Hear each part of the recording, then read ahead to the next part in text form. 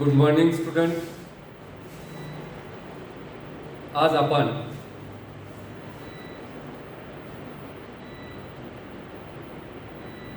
सार्वजनिक आयव्ययाची व्याख्या पाहणार आहोत.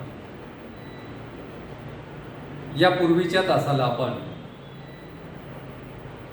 सार्वजनिक आयव्यय म्हणजे काय, त्याचा अर्थ पाहिला आणि 3 महत्त्वाचे प्रश्न आपण त्या ठिकाणी पाहिले.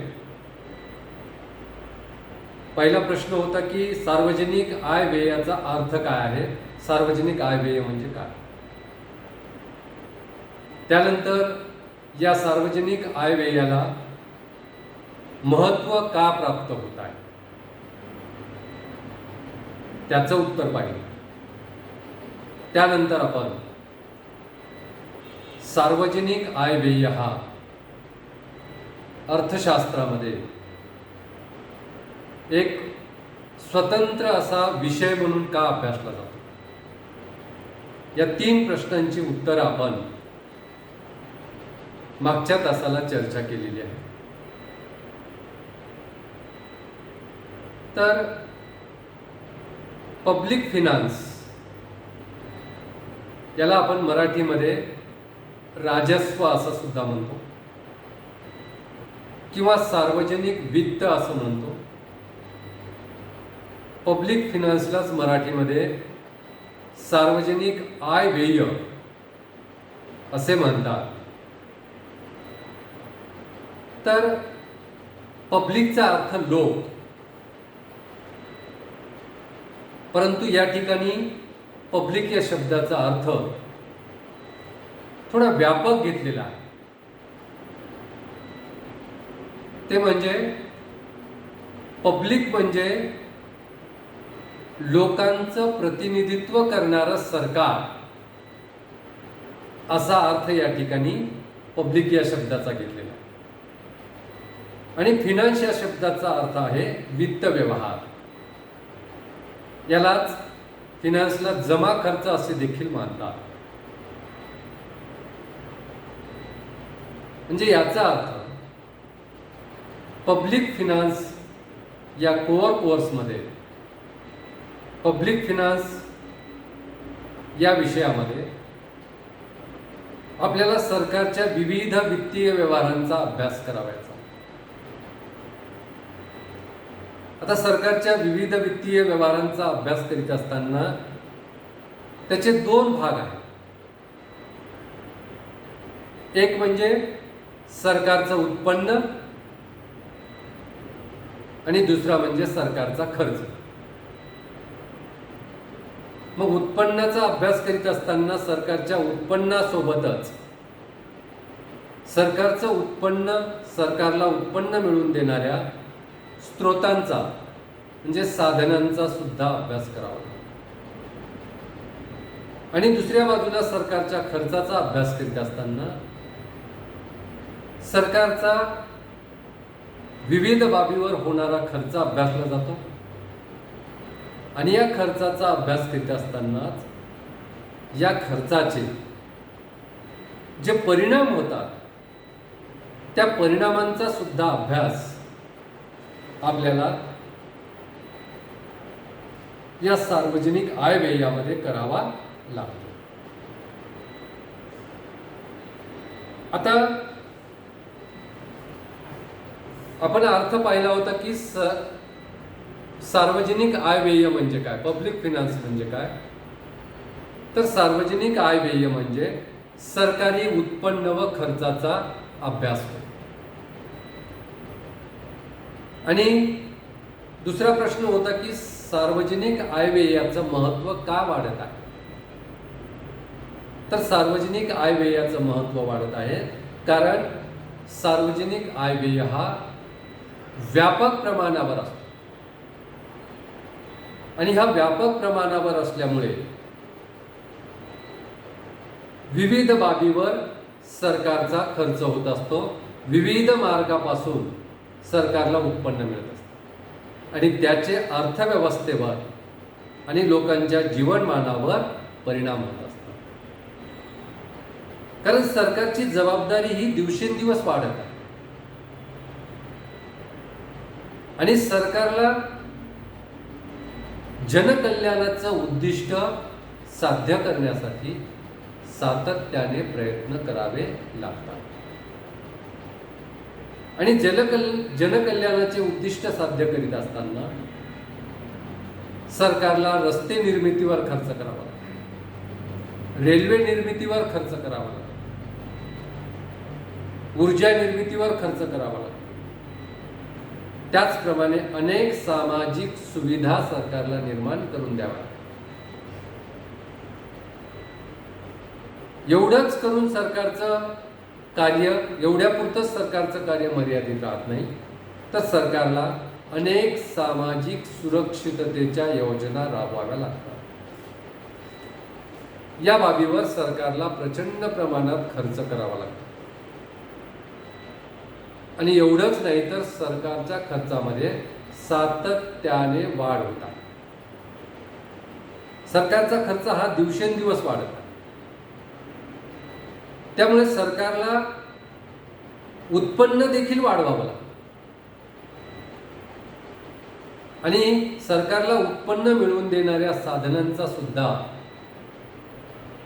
योग्य असा वापर करावा लागतो, पर्याप्त वापर करावा लागतो. कारण सार्वजनिक उत्पन्न आणि खर्च हा व्यक्तिगत उत्पन्न आणि खर्चापेक्षा भिन्न असतो.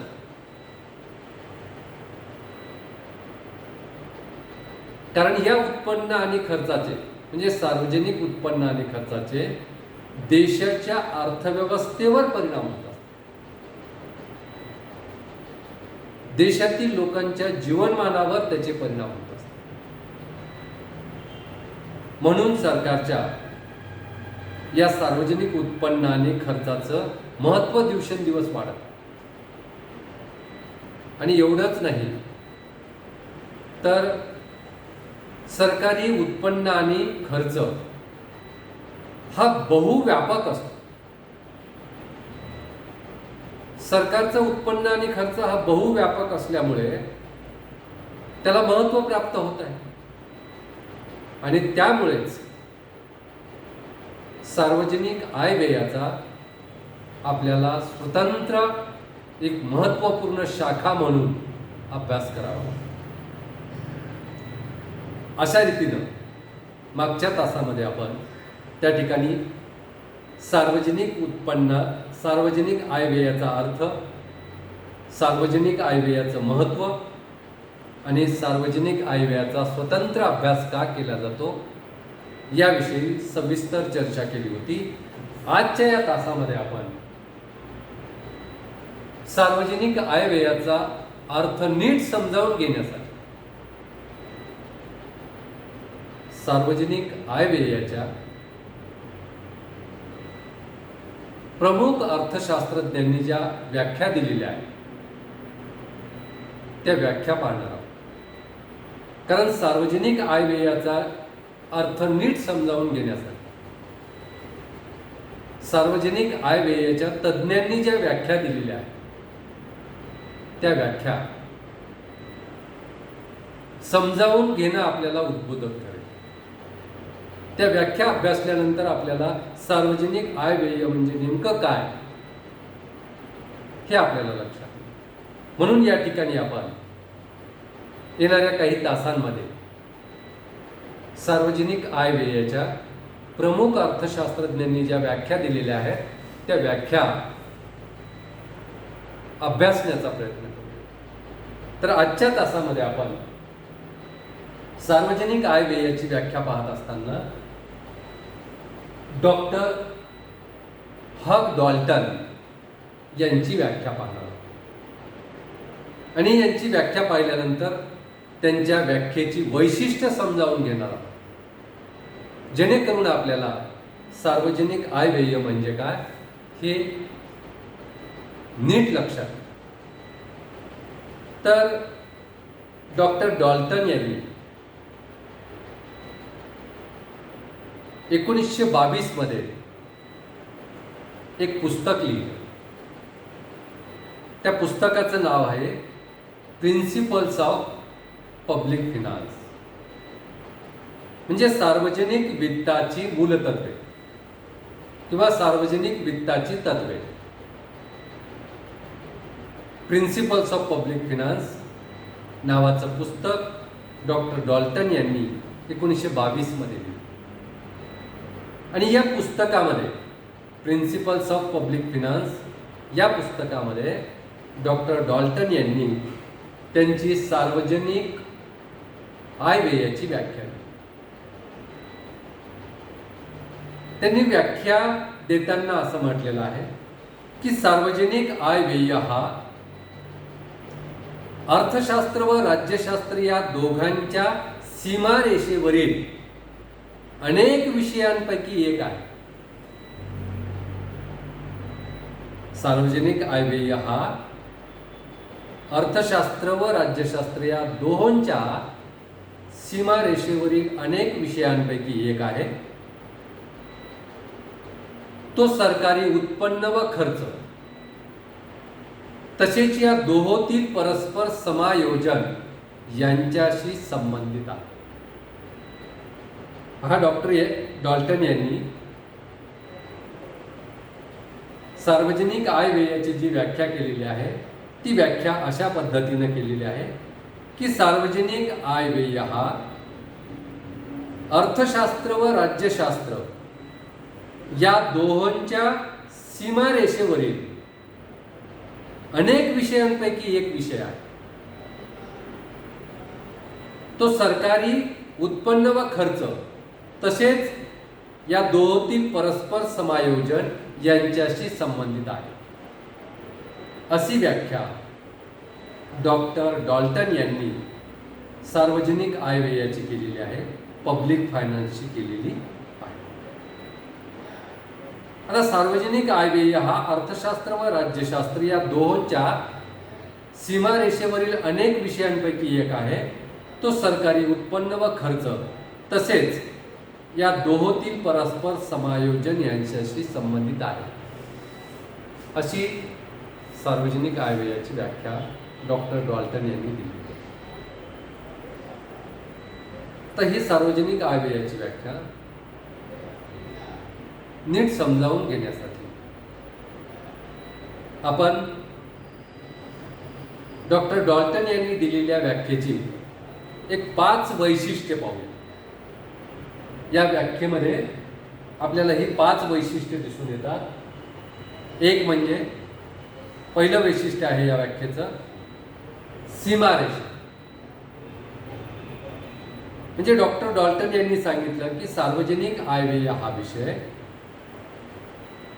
अर्थशास्त्र आणि राज्यशास्त्र या दोहोंच्या सीमारेषेवरील अनेक विषयांपैकी एक आहे. म्हणजे सार्वजनिक आयव्यय हा अर्थशास्त्र आणि राज्यशास्त्र या दोन विषयांच्या सीमारेषेवरील अनेक विषयांपैकी एक आहे. म्हणजे याचा अर्थ सार्वजनिक आयव्यय हा जो विषय आहे तो अर्थशास्त्राच्या आणि राज्यशास्त्राच्या या दोन्ही विषयाशी संबंधित आहे. अर्थशास्त्राचा पण हा विषय आहे आणि राज्यशास्त्राचा पण हा विषय आहे. म्हणजे अर्थशास्त्र आणि राज्यशास्त्र या दोन्ही विषयांच्या सीमारेषेवरील हा विषय आहे. कारण तो आर्थिकही आहे आणि तो राजकीय देखील आहे. म्हणून हा विषय अर्थशास्त्र आणि राज्यशास्त्र या विषयांच्या सीमारेषेवरील विषय आहे असं डॉक्टर डॉल्टन यांनी म्हटलेलं. आणि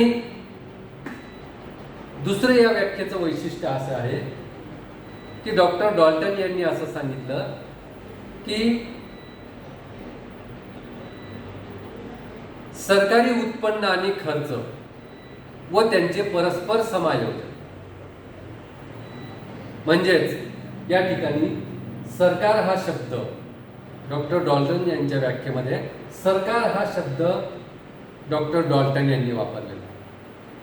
आणि सरकार हा शब्द वापरत असताना डॉक्टर डॉल्टन यांनी 3 प्रकारचे सरकार गृहीत धरलेले आहे. 3 प्रकारच्या सरकारचा यामध्ये समावेश केलेला आहे. त्यामध्ये स्थानिक सरकारे, स्थानिक स्वराज्य संस्था, स्थानिक सरकारे, तसेच राज्य सरकार आणि केंद्र सरकार या 3 सरकारचे उत्पन्न आणि खर्च लक्षात घेऊन त्यांनी सार्वजनिक आय व्ययाची व्याख्या दिलेली आहे.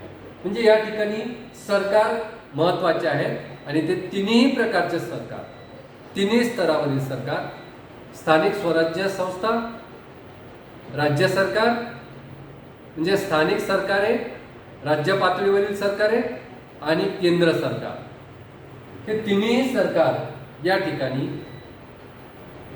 डॉक्टर डॉल्टन यांनी या सार्वजनिक आय व्ययामध्ये या ठिकाणी महत्त्वाचे आहेत असं त्या ठिकाणी उल्लेख केलेला आहे.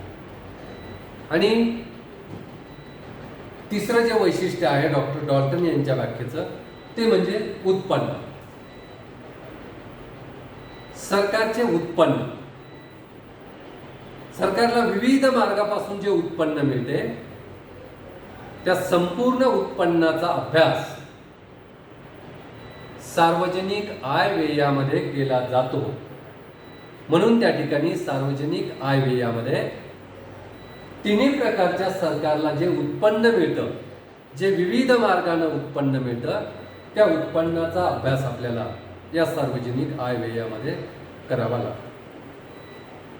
तसेच या ठिकाणी डॉक्टर डॉल्टन यांच्या व्याख्येचं 4थं वैशिष्ट्य आहे सरकारी खर्च.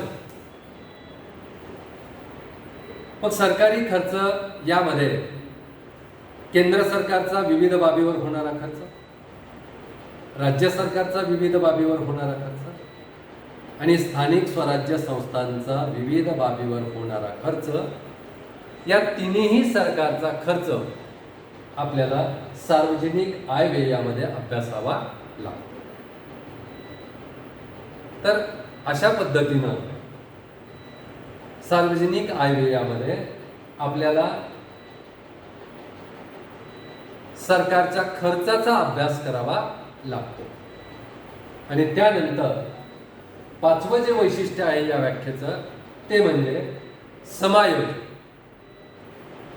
समायोजन कशामधील समायोजन? तर स्थानिक सरकार, राज्य सरकार आणि केंद्र सरकार ह्या 3ही सरकारचं जे उत्पन्न आणि खर्च असते त्या उत्पन्न आणि खर्चाचा या ठिकाणी आपल्याला अभ्यास करावा लागतो. आणि उत्पन्न आणि खर्चाचा अभ्यास करीत असताना सरकारच्या खर्च आणि उत्पन्नामध्ये त्या ठिकाणी समायोजन करावं लागतं. कारण सरकारला उत्पन्न मिळविण्यासाठी प्रयत्न करावे लागतात आणि जे उत्पन्न मिळालेलं आहे त्या उत्पन्नामधूनच सरकारला खर्च करावा. म्हणजे सरकारला जे काही खर्च करावयाचा असतो तो खर्च भरून काढण्यासाठी सरकारला विविध साधनाद्वारे, विविध स्रोतांच्या माध्यमातून सरकारला उत्पन्न मिळवावं. म्हणजे सरकारला केलेला खर्च भरून काढण्यासाठी सरकारला तेवढं उत्पन्न मिळवावं.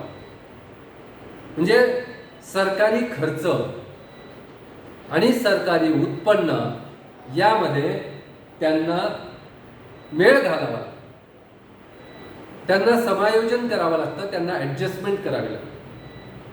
कारण सरकारला खर्च केल्यानंतर तो खर्च भरून काढण्यासाठी सरकारला विविध साधनापासून, उत्पन्नाच्या साधनापासून त्यांना उत्पन्न मिळवावं लागतं. आणि हे उत्पन्न मिळवून सरकारचा खर्च आणि उत्पन्न यामध्ये परस्पर समायोजन करावं लागतं। अशा पद्धतीनं डॉक्टर डॉल्टन यांच्या व्याख्येची ही 5 वैशिष्ट्ये आपल्याला पाहायला मिळतात। एक, अर्थशास्त्र आणि राज्यशास्त्र यांच्या सीमारेषेवरील हा विषय आहे। दुसरं, यामध्ये 3 प्रकारच्या सरकारचा समावेश होतो। तिसरं, सरकारी उत्पन्न। चौथं, सरकारचा खर्च। आणि 5वं म्हणजे सरकारी खर्च आणि उत्पन्न यामध्ये समायोजन सरकारला करावं लागतं। अशा पद्धतीनं सार्वजनिक आयव्ययाची डॉक्टर डॉल्टन यांची व्याख्या आपण समजावून घेतली आणि त्या व्याख्येची 5 वैशिष्ट्ये आपण समजावून घेतलेली आहेत। या ठिकाणी आपण थांबूया। धन्यवाद।